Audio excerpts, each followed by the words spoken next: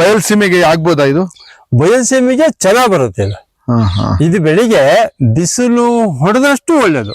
Papaya ಬೆಳೆಗೆ ಬಿಸಿಲೇ ಪೌಷ್ಟಿಕಾಂಶ. ಹೌದೌದು, ಬಿಸಿಲು ಹೊಡೆದಷ್ಟು ಗಿಡ ಚಂದ ಬರುತ್ತೆ. ನೀರ್ ಕೊಟ್ಟು ಬಿಸಿಲು ಹೊಡೆದ್ಬಿಟ್ರೆ ಒಳ್ಳೆ ಬೆಳೆ ಬರುತ್ತೆ. ಮತ್ತೆ ನಾನ್ ಮಾರ್ಕೆಟ್ ಮಾರ್ತೀನಿ ಅನ್ನೋ ಒಂದು ಧೈರ್ಯ ನನಗಿದೆ. ಆದ್ರೆ ನಾನ್ ಮಾರ್ಕೆಟ್ ಅಲ್ಲಿ ಕುಂತ್ರೆ ಇಲ್ಲಿ ಕೆಲಸ ಮಾಡೋದು ಯಾರು? ಇದೇ ಸಮಸ್ಯೆ. ಯಾವೊಬ್ಬ ವ್ಯಕ್ತಿ ಯಾವ್ದಾದ್ರು ಒಂದು ಕೆಲಸ ಸುಸೂತ್ರ ಆಗುತ್ತೆ. ಈಗ ನಾನ್ ಮಾರ್ಕೆಟಿಗೆ ಹೋದ್ರು ಕೂಡ ಇಲ್ಲಿ ನಿರಂತರವಾಗಿ ಕೆಲಸ ಮಾಡೋರಿದ್ರೆ ನಾನ್ ಮಾರ್ಕೆಟಿಗೆ ಹೋಗ್ಬೋದು. ಇಲ್ಲ ಅಂದ್ರೆ ಇಲ್ಲಿ ಹಾಳಾಗುತ್ತೆ. ಅಲ್ಲಿ ಉಳ್ಸಕ್ ಹೋದೆ ಅಂದ್ರೆ ಇಲ್ಲಿ ಹಾಳಾಗುತ್ತೆ. ಅದು ಸಮಸ್ಯೆ. ಹಾಗಾಗಿ ನೀವು ಕೊಟ್ಟು ಕೈ ತೊಳ್ಕೊಂತಾ ಇದ್ದೀರಿ. ಕೊಟ್ಟು ಕೈ ತೊಳ್ಕೊಂಡು ಇರೋದ್ರ ತೃಪ್ತಿ ಪಡ್ಕೊತಾ ಇದೀವಿ ಅಷ್ಟೇ. ಈ ನಿಮ್ದು ಬೇಸಾಯ ಏನ್ ಪಪಾಯ ಮಾಡಿದಿರಿ? ಎಷ್ಟು ಎಕರೆಯಲ್ಲಿ ಮಾಡಿದಿರಿ ನೀವು? ಇದು ಪಪಾಯ 3 ಎಕರೆ ಮಾಡಿದೀವಿ. ಇದು 3 ಎಕರೆ. ಲಾಭದ ಗರಿಷ್ಠ ನಿರೀಕ್ಷೆ ಏನಾದ್ರು ಇಟ್ಟಿದ್ದೀರಾ? ನಿರೀಕ್ಷೆ ಅಂತ ಹೇಳಕ್ ಆಗಲ್ಲ. ಯಾಕೀಗ ಅಂದ್ರೆ ಅದೇ ಮಾರ್ಕೆಟ್ ಏರಿಳ್ತಾ ಇರುತ್ತೆ. ಎಷ್ಟು ಬೆಲೆ ಬಂದ್ರೆ ಮಾರ್ಕೆಟ್ ಅಲ್ಲಿ ನಿಮಗೆ ಲಾಭ ಅಂತ ಅನ್ಸತ್ತೆ? ಇದು ಕನಿಷ್ಠ ಒಂದ್ 8 ರೂಪಾಯಿ 9 ರೂಪಾಯಿ ಬಂದ್ರು ಲಾಸ್ ಅಲ್ಲ. ಕನಿಷ್ಠ 8 ರೂಪಾಯಿ ಆದ್ರೂ ಸಿಕ್ಕಿದ್ರೆ ಲಾಸ್ ಆಗಲ್ಲ. ಲಾಸ್ ಆಗಲ್ಲ. ಗರಿಷ್ಠ ಬರ್ಬೇಕು. ಗರಿಷ್ಠ ಎಷ್ಟು ಸಿಗತ್ತೆ? 24 ರೂಪಾಯಿದಲ್ಲಿ ಮಾರಿದಿರಿ ನೀವು. ಕನಿಷ್ಠ ಎಷ್ಟಲ್ಲಿ ಮಾರಿದಿರಿ? ಕನಿಷ್ಠ 8 ರೂಪಾಯಿ ಮಾರಿದಿರಿ. 8 ರೂಪಾಯಿ. ಯಾವುದೇ ಹಂತದಲ್ಲೂ ನೀವು ಲಾಸ್ ಅಂತ ಆಗಿಲ್ಲ? ಲಾಸ್ ಏನಾಗಿಲ್ಲ. ಲಾಸ್ ಆಗಿಲ್ಲ. ಬಯಲ್ಸೀಮೆಗೆ ಆಗ್ಬೋದಾ ಇದು? ಬಯಲ್ಸೀಮೆಗೆ ಚೆನ್ನಾಗ್ ಬರುತ್ತೆ ಇದು. ಇದು ಬೆಳಿಗ್ಗೆ ಬಿಸಿಲು ಹೊಡೆದಷ್ಟು ಒಳ್ಳೇದು. ಪಪಾಯ ಬೆಳೆಗೆ ಬಿಸಿಲೇ ಪೌಷ್ಟಿಕಾಂಶ. ಹೌದೌದು, ಬಿಸಿಲು ಹೊಡೆದಷ್ಟು ಗಿಡ ಚಂದ ಬರುತ್ತೆ. ನೀರ್ ಕೊಟ್ಟು ಬಿಸಿಲು ಹೊಡೆದ್ಬಿಟ್ರೆ ಒಳ್ಳೆ ಬೆಳೆ ಬರುತ್ತೆ. ಇದು ಕಾಜಿಗೆ ಹೊಡಿಬೇಕಾದ್ರೆ ಎಷ್ಟು ಅಂತರದಲ್ಲಿ ಹೊಡಿಬೇಕು? ಅದು ನಾವು ಯಾವ ಭೂಮಿಗೆ ರೈತ ಎಷ್ಟು ಅವನ ಅಂದಾಜು ಎಷ್ಟು ಇರುತ್ತೆ ಆ ಒಂದ್ ಪ್ರಕಾರದಲ್ಲಿ ಹೊಡಿ. ನೀರ್ ಜಾಸ್ತಿ ಬೀಳ್ದಿರಂಗ್ ನೋಡ್ಕೋಬೇಕು ನಾವು. ಹೌದು, ಶೀತ ಆಗ್ಬಾರ್ದು.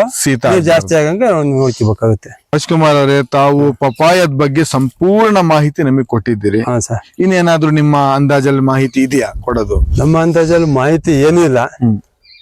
ಇದ್ರಲ್ಲಿ ಯಾವ ರೈತರಾದ್ರೂ ಬೇಸಾಯ ಮಾಡ್ಬೋದು. ರೈತಾಪಿ ಅಂದ್ರೆ ಲಾಭ ನಷ್ಟ ಅದೆಲ್ಲ ಇದ್ದಿದೆ. ಕೆಲವರು ನಷ್ಟ ಆದಾಗ ಭಯಪಟ್ಟಿ ಕೃಷಿ ಜೀವನದಲ್ಲಿ ಆ ಒಂದು ಪರ್ಯಾಯ ಬೆಳೆ ಮತ್ತೊಂದು ವರ್ಷ ಮಾಡಲ್ಲ ಅಂತವ್ರಿಗೆ ನೀವೇನ್ ಹೇಳಕ್ ಇಷ್ಟಪಡ್ತೀರಿ? ಅಲ್ಲ, ಆತ್ಮವಿಶ್ವಾಸ ಕಳ್ಕೊಂಡ್ರೆ ಎಲ್ಲೂ ನಮಗೆ ದಾರಿ ಸಿಗಲ್ಲ. ನಾವಿವತ್ತು ಹೋರಾಟ ಮಾಡಿ ನಾವ್ ಯಾಕಂದ್ರೆ ಈಗ ಅದನ್ನ ಬೇರೆ ಕಡೆ ದಾರಿ ಹೋದ್ವಿ ಅಂದ್ರೆ ಇದ್ರಲ್ಲಿ ನಾವು ಫಸ್ಟ್ ಕಾನ್ಸೆಪ್ಟ್ ಯೋಚನೆ ಮಾಡಿದ್ದು, ಇದ್ರಲ್ಲಿ ಏನೋ ನಿರೀಕ್ಷೆ ಪಟ್ಟಿದ್ದು ನಾವೇ ಸುಳ್ಳಾಗ್ಬಿಡ್ತೀವಲ್ಲ. ಅಲ್ಲಿ ನಾವೇ ಸುಳ್ಳಾಗ್ಬಿಡ್ತೀವಲ್ಲ. ಹಂಗಾಗಿ ನಮಗೆ ಇವತ್ತು ನನ್ನ ಹೆಂಡತಿ, ನಮ್ಮ ಧರ್ಮಪತ್ನಿ ನಮ್ಮ ಜೊತೆಗೆ ನಿರಂತರ ಶ್ರಮ ಆಗ್ತಾರೆ.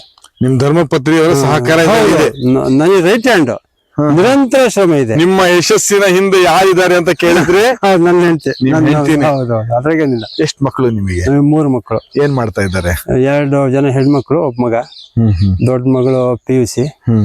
2 ಜನ ಮಕ್ಕಳು ಇಲ್ಲೇ ಕ್ರಿಯೇಟಿವ್ ಸ್ಕೂಲ್ ಹೋಗ್ತಾ ಇದ್ದಾರೆ. ಮಕ್ಕಳಿಗೆ ಏನ್ ಮಾಡ್ಬೇಕಂತ ಇದ್ರಿ? ಮುಂದಿನ ದಿನಗಳಲ್ಲಿ ಏನು ಆಕಾಂಕ್ಷೆ ಇಟ್ಟಿದ್ದೀರಿ ನೀವು? ಒಂದು ಒಳ್ಳೆ ಸಂಸ್ಕಾರ ಕಳಿಸ್ಬೇಕು ಮೊದ್ಲು. ಆಚಾರ ವಿಚಾರ ಸಂಸ್ಕಾರ ಜೀವನದಲ್ಲಿ ಬಹು ಮುಖ್ಯ. ಹೌದು, ಅದು ಮೊದ್ಲೇ. ಅದಾದ ನಂತರ ಓದಿಸೋದು ಇದ್ದಿದ್ದೆ. ಅದು ಇನ್ ಮುಂದೆ ಭಗವಂತನ ಇಚ್ಛೆ. ನಾವು ಹಿಂಗೆ ಆಗ್ಬೇಕು ಹಂಗೆ ಆಗ್ಬೇಕು ಆ ತರ ಕಲ್ಪನೆ ಏನಿಲ್ಲ ನಮ್ಮ ಹತ್ರ. ತುಂಬಾ ಒಳ್ಳೆ ಮುಕ್ತ ಮನಸ್ಸಿನಿಂದ ಮಾತಾಡ್ತೀರಿ. ಪ್ರಿಯ ವೀಕ್ಷಕರೇ, ತಾವು ಈವರೆಗೆ ನಿಮ್ಮ ಮಾತು ಕೇಳ್ತಾ ಇದ್ದಿದ್ದು ಶ್ರೀಯುತ ರಾಜ್ಕುಮಾರ್ ಅವರ ಮಾತು. ಇವರ ಜೀವನ ಶೈಲಿನೇ ಬದಲಾವಣೆ ಮಾಡಿದಂತಹ ಬೆಳೆ ಯಾವುದು ಅಂತ ಹೇಳಿದ್ರೆ ಇದೇ ಪಪಾಯ ಬೆಳೆ. ಯಾವಾಗಾದ್ರೂ ನಿಮ್ದು ಬೆಳೆಯಲ್ಲಿ ನಿಮಗೆ ಅನಾಹುತ ನಷ್ಟ ಅಂತ ಆಗಿತ್ತಾ? ಆಗಿದೆ ಸರ್. ಅದ ಯಾವಾಗ? ಈ ಬ್ಯಾಚ್ ಮೊದ್ಲೇ ಮಾಡಿದ್ವಿ. ಏನ್ ಬೆಳೆ? 5 ಎಕರೆ ಮಾಡಿದ್ವಿ. ಏನ್ ಬೆಳೆ? ಇದೇ ಪಪಾಯನೇ ಮಾಡಿದ್ವಿ. ಪಪಾಯದಲ್ಲಿ ನಿಮಗೆ ನಷ್ಟ ಆಯ್ತು? ದೊಡ್ಡ ನಷ್ಟ ಆಗಿದೆ. 5 ಎಕರೆ ಬೇರೆ ಹೊಲಕ್ ಮಾಡಿದ್ವಿ. ಓಹೋ, ಗಡಿ ತಗೊಂಡ್ ಮಾಡಿದ್ವಿ. ಬೇರೆ ಹೊಲಕ್ ಮಾಡಿದ್ವಿ. ಸುಳಿ ರೋಗ ಬಂದ್ಬಿಡ್ತು. 100 ರೂಪಾಯಿನೂ ನಾವು ಕಂಡಿಲ್ಲ.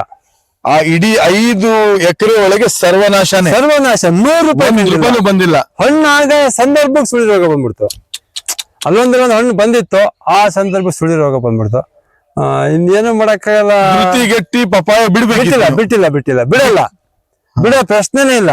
5 ಎಕರೆ ಹೋಯ್ತು ಅಂತ ಹೇಳಿ ಏನು ತಪ್ಪಿನಿಂದ ಹೋಯ್ತು ಅಂತ ಅನಿಸ್ತು ನಿಮಗೆ? ಅದು ತಪ್ಪು ಅಲ್ಲ. ಆ ಒಂದು ಇದ್ರಲ್ಲಿ ಆ ಒಂದು ಸೀಸನ್ ನಲ್ಲಿ ಬಂದಿದ್ ಬೀಜನೇ ಅದು ಅಂತ. ಯಾಕಂದ್ರೆ 3-4 ರೈತರು ಬೀಜ ಅದೇ ತರ ಆಗಿತ್ತು. ನಮ್ಮ ಸ್ನೇಹಿತರಿದೆ, ನಮಗೆ ಸ್ನೇಹಿತರು 1-2-3 ಜನ ರೈತರು ಇದಾರೆ. ಅವರು ಹೋಗ್ಬಿಟ್ಟು 4-5 ಎಕರೆ ಹಂಗಂತ ಹೇಳಿ ಒಂದ್ 4 ತಿಂಗಳು ಸುಮ್ನೆ ಕೂತೆ. ಬಹಳ ಬೇಜಾರಾಗಿರ್ಬೇಕು. ಮನೆ ಬಹಳ ಅಂದ್ರೆ ಮನೆ ಸುಮ್ಮನೆ ಕೂತ್ ಬಿಡ್ತಿದ್ದೆ, ನಾನು ಮನೆಗೆ ಬಿಡ್ತಿದ್ದೆ. ಆ ಸಂದರ್ಭದಲ್ಲಿ ಧೈರ್ಯ ತುಂಬಿದ್ದಾರೆ ನಿಮಗೆ? ಧೈರ್ಯ ತುಂಬಿದ್ ನಮ್ಮ ಹೆಂಡತಿ, ನಮ್ಮ ಮನೆಯವರೇ ನನಗೆ ನನ್ನ ಧರ್ಮಪತ್ನಿನ ಧೈರ್ಯ ತುಂಬಿ, ಯಾಕೆ ಇದಿಲ್ಲದೆ ಇನ್ನೊಂದು ಬೆಳೆ ಮಾಡೋಣ ಅನ್ನೋ ಒಂದು ಇದ್ರಿಂದ ನಾವು ಯಾವತ್ತೂ ಮದ್ಯದ ಅಂಗಡಿ ಕಡೆ ಒಂದು ಹೋಗಿಲ್ಲ.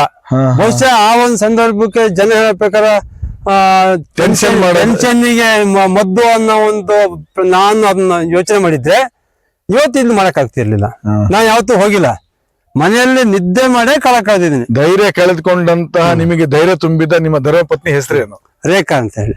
ರೇಖಾ. ಯಾವ ಊರು ಅವ್ರದ್ದು? ಅವ್ರದ್ದು ಸೊರಬ. ಅವರು ಕೃಷಿ ಕುಟುಂಬದಲ್ಲೇ ಎಷ್ಟು ಬಂದರು. ವರ್ಷ ಆಯ್ತು ಮದುವೆ ಆಗಿ? ನೀವು ಮದುವೆ 15 ವರ್ಷ ಆಯ್ತು. 15 ವರ್ಷ. ನಿಮ್ಮ ಜೀವನದಲ್ಲಿ ಯಾವತ್ತು ನೀವು ಧೃತಿಗೆಡಕ್ ಬಿಟ್ಟಿಲ್ಲ? ನಿಮ್ಗೆ ಬಿಟ್ಟಿಲ್ಲ. ಜೊತೆಗೆ ಎಷ್ಟೊತ್ತಿಗೂ ನಮ್ಮ ಹಿಂದಕ್ಕೆ ಬರ್ತಾರೆ, ನಮ್ಮ ಜೊತೆ ಕೆಲಸ ಮಾಡ್ತಾರ, ನಮ್ಮ ಜೊತೆ ನಮ್ಮ ಸರಿಸಮ ಶ್ರಮ ಹಾಕ್ತಾರ. ಅವ್ರು ಸರಿಸಮವಾಗಿ ಹೆಜ್ಜೆ ಇಟ್ಟು ಕೆಲಸನೂ ಮಾಡ್ತಾರೆ. ಅದು ಇವತ್ತು ನನ್ನ ಒಂದು ಯಶಸ್ಸಿನ ಕೊಟ್ಟು ನಿಮ್ಮ ಜೀವನದ ಯಶಸ್ಸು ಹೀಗೆ ಮುಂದುವರಿಯಲಿ. ಪ್ರಿಯ ವೀಕ್ಷಕರೇ, ನಮ್ಮ ರಾಜ್ಕುಮಾರ್ ಅವರು ನಮ್ಮ ಇವತ್ತಿನ ಅತಿಥಿ. ತಾವು ಈವರೆಗೆ ಅವರ ಹೇಳಿದಂತ ಎಲ್ಲಾ ಮಾತು ತಾವು ಕೇಳಿದ್ರಿ. ಕೃಷಿ ಜಮೀನಿನಲ್ಲಿ ಆಗುವಂತಹ ಲಾಭ ನಷ್ಟಗಳಿಗೆ ಯಾವತ್ತೂ ಧೃತಿಗೆಡದೆ ಎಲ್ಲಿ ಕಳ್ಕೊಂಡಿದ್ದೀವೋ ಅಲ್ಲೇ ಹುಡುಕುವಂತ ಒಂದು ಪ್ರಯತ್ನ ಮಾಡಬೇಕು ಅಂತ ಹೇಳಿ ಒಂದು ಕಿವಿ ಮಾತನ್ನು ಹೇಳ್ತಾರೆ ರಾಜ್ಕುಮಾರ್ ಅವರು. ಅವರ ಬಳಿ ಇರುವಂತಹ 6 ಎಕರೆ ಜಮೀನಿನಲ್ಲಿ ಎಲ್ಲಾ ತರಹದ ಪರ್ಯಾಯ ಬೆಳೆಯನ್ನು ಮಾಡಿದ್ದಾರೆ. ಅವರ ಮುಖ್ಯ ಮತ್ತು ಮೂಲ ಬೆಳೆಯೇ ಈ ಪಪಾಯ. ತಾವು ಸಹ ತಮ್ಮ ಜಮೀನಿನಲ್ಲಿ ಪಪಾಯವನ್ನು ಬೆಳೆದು ಅತಿ ಹೆಚ್ಚು ಲಾಭದಾಯಕ ಬೆಳೆಯಾಗಿ ಪರಿವರ್ತನೆ ಮಾಡಬಹುದು. ಆ ಒಂದು ಪರಿವರ್ತನೆಗೆ ಗಿಡದ ಆರೋಗ್ಯ ಕಾಪಾಡಿಕೊಳ್ಬೇಕು ಅಂತ ಹೇಳ್ತಾರೆ ನಮ್ಮ ರಾಜ್ಕುಮಾರ್ ಅವರು. ಅವರಲ್ಲಿರುವಂತಹ ದೃಢತೆ, ಛಲ ಇವೆಲ್ಲವೂ ಇವತ್ತಿನ ದಿನಮಾನಗಳಲ್ಲಿ ಒಂದು ಯಶಸ್ವಿ ರೈತ ಆಗಲು ಕಾರಣ ಆಗಿದೆ. ನೀವು ಸಹ ನಿಮ್ಮ ಜಮೀನಿನಲ್ಲಿ ಯಾವುದಾದರೂ ಒಂದು ಭಾಗದಲ್ಲಿ ಬೀಳು ಜಮೀನು ಬಿಟ್ಟಿದ್ರೆ, ಏನಕ್ಕಾದ್ರೂ ವ್ಯವಸ್ಥೆ ಇಲ್ಲ ಅಂತ ಬಿಟ್ಟಿದ್ರೆ, ಅಂತ ಒಂದು ಬೆಳೆಗೆ ನೀರಾವರಿ ವ್ಯವಸ್ಥೆ ಮಾಡಿ ನೀವು ಪಪಾಯ ಬೆಳೆದ್ರೆ ಲಕ್ಷಗಟ್ಟಲೆ ಆದಾಯ ನೀವು ಸಹ ಮಾಡ್ಕೋಬಹುದು. ನಿಮ್ ಜಮೀನಿನಲ್ಲೂ ಈ ತರಹದ ಕೃಷಿ ಮಾಡಬಹುದು. ಈ ತರಹದ ಕೃಷಿ ವಿಡಿಯೋ ತಮಗೆ ಇಷ್ಟವಾದಲ್ಲಿ ತಾವು ಈ ಒಂದು ಕಾರ್ಯಕ್ರಮವನ್ನು ಲೈಕ್ ಮಾಡಿ, ಶೇರ್ ಮಾಡಿ, ಮತ್ತೊಬ್ಬ ರೈತರಿಗೆ ಹಂಚಿಕೊಳ್ಳುವಂತ ಪ್ರಯತ್ನ ಮಾಡಿ ಅಂತ ಹೇಳ್ತಾ ಈ ಒಂದು ಕಾರ್ಯಕ್ರಮನ ಇಲ್ಲಿಗೆ ಮುಗಿಸ್ತಾ ಇದ್ದೇನೆ. ಜೈ ಹಿಂದ್, ಜೈ ಕರ್ನಾಟಕ.